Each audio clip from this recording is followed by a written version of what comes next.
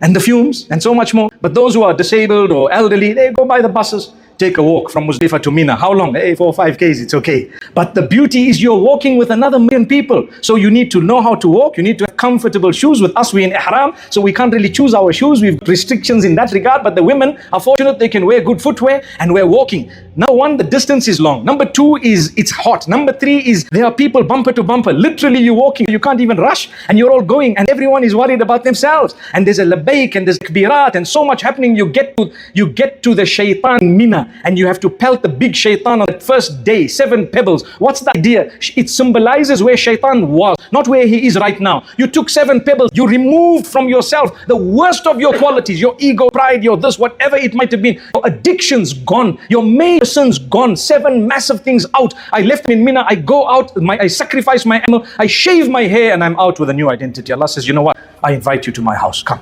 New man, Tawafuz Ziyarah. You have to come and visit the house. Allahu Akbar. Now I'm going to Allah's house, I'm a new person. My head is shaved, everything clean. I came and I'm standing saying, oh Allah, accept this umrah for me. The cleanest, but it is full. It might take you an hour, 2 hours, 3 hours. Why? There are millions of others who also Jannah. One thing I tell you, in Hajj, you might not find the space so easily at times, but in Jannatul Firdaus, there is space for absolutely everyone. So my brothers and sisters, after that, there are a few more days of pelting, and you need to go and say a farewell tawaf and make a dua. Oh Allah, bring me back here to help me recalibrate. Bring me back here.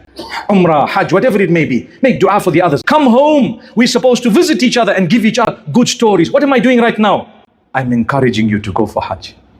That's why I've given you this beautiful breakdown of what it is. You come back, you should be found in salah.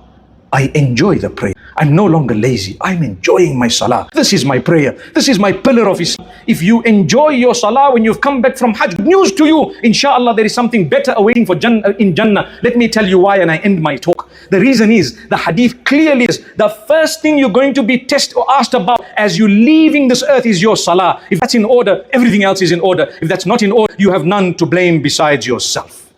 May Allah accept our salah. May we truly be among those who can drop anything and everything for the sake of labbaik when the time of salah comes. Come to success, come to prayer, learn to go to prayer. May Allah strengthen myself and all of us.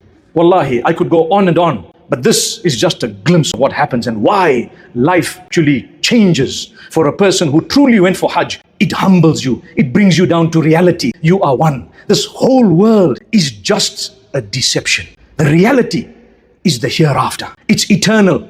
Allah says, now you are ready to meet me. May Allah grant us a good death and grant all of us Jannatul Firdaus. Ameen. Qulu qawli hadha wa sallallahu wa sallam ala nabina Muhammad.